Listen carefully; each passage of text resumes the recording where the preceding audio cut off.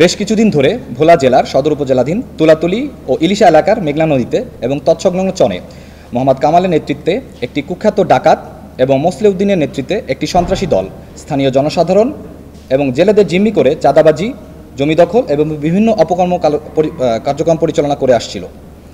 ভুক্তভোগী স্থানীয় জনসাধারণ কোস্টগার্ডের নিকট সাহায্যের আবেদন করলে কোস্টগার্ড উক্ত এলাকায় তাদের গোয়েন্দা তৎপরতা বৃদ্ধি করে। ফলশ্রুতিতে আজ 7 অক্টোবর সোমবার আনুমানিক রাত 12:30 হতে 3:30 পর্যন্ত বাংলাদেশ কোস্টগার্ড দক্ষিণ জোন অধীনস্থ বিসিজি বেস ভোলা কর্তৃক বাংলাদেশ কোস্টগার্ড এবং বাংলাদেশ পুলিশের সমন্বয়ে ভোলা জেলার সদর উপজেলাধীন দিঘলদি ইউনিয়নের রাড়িবাড়ি এবং সদর উপজেলাধীন ইলিশা বাজার সংলগ্ন এলাকায় 2টি পৃথক অভিযান পরিচালনা করা হয়।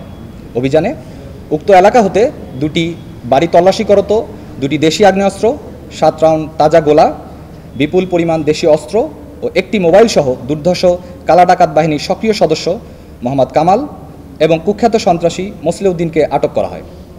পরবর্তীতে আটককৃত ব্যক্তিদ্বয়কে জব্দকৃত আলামতসহ ভোলা সদর মডেল থানায় হস্তান্তর কার্যক্রম প্রক্রিয়াধীন রয়েছে। বাংলাদেশ কোস্টগার্ড ভবিষ্যতেও জনসাধারণের যান ও মালের নিরাপত্তা প্রদানের নিমিত্তে এরূপ অভিযান অব্যাহত রাখবে। ধন্যবাদ। নিশ্চিন্তে খান স্বাস্থ্যকর অল টাইম পান, অল টাইম হেলদি লাইফ।